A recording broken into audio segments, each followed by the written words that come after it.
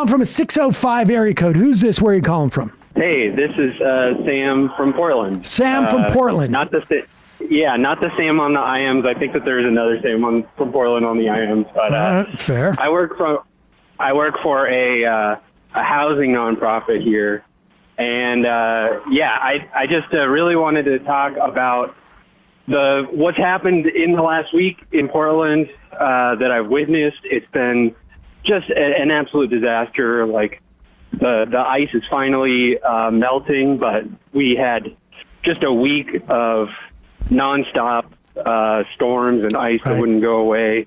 And we've had storms this bad. We've had a lot of storms this bad in the past, but never when this many people have been out on the street.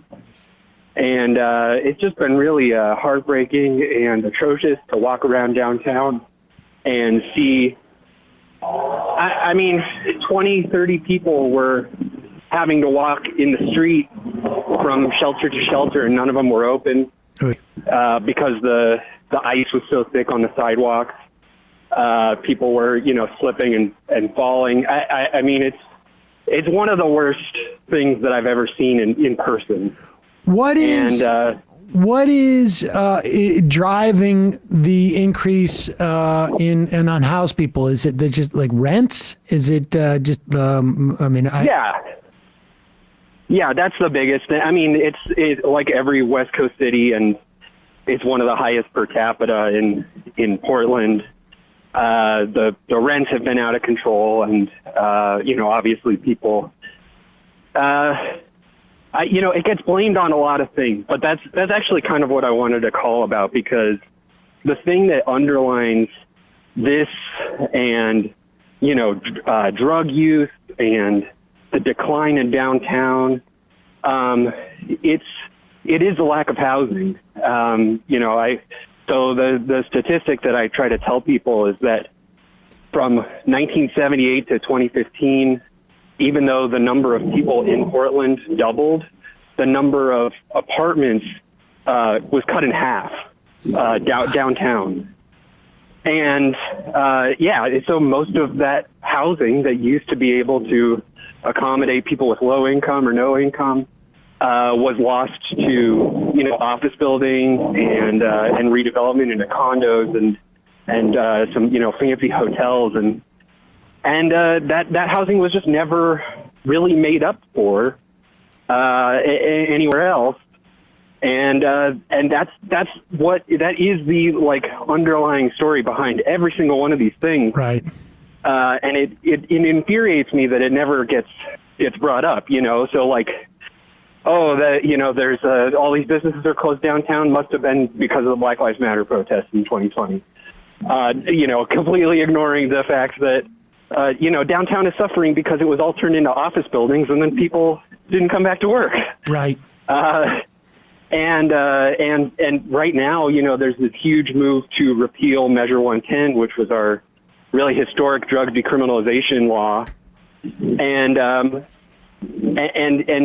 they're pointing at, look at all of the open air drug use that's happening downtown. It's like, the drug use didn't go up. It's open air because people are unsheltered.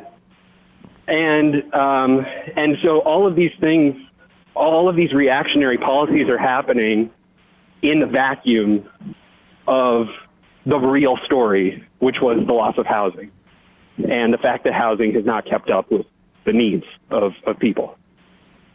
Yeah. Is there any attempt on a local level to, is there any attempt on a local level to deal with to convert maybe the business, the office buildings, or to build or to? Yeah. There are, I don't know how realistic it is, the cost of converting, it's real easy to convert housing into offices. It's very, very hard to convert offices back into housing because, you have to quintuple the number of toilets or whatever. Right. And so, the infrastructure costs are the plumbing. So much the plumbing difference is much harder.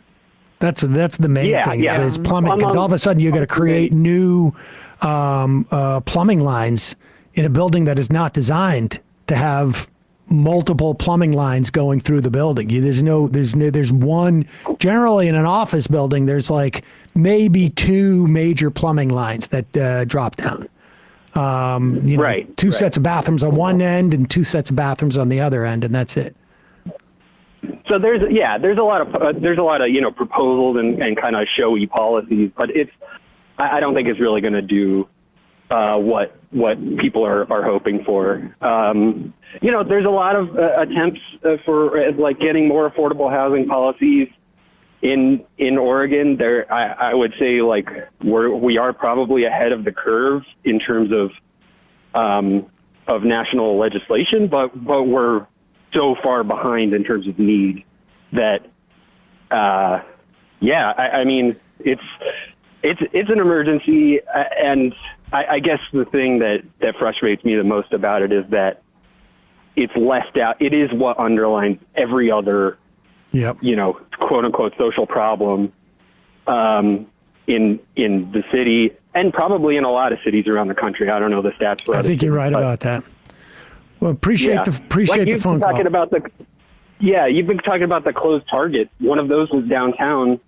And they blamed it on theft, but the reality is, like, not enough people live and work and shop downtown anymore because the apartments don't exist anymore. Right. Interesting. Yeah. Appreciate the call.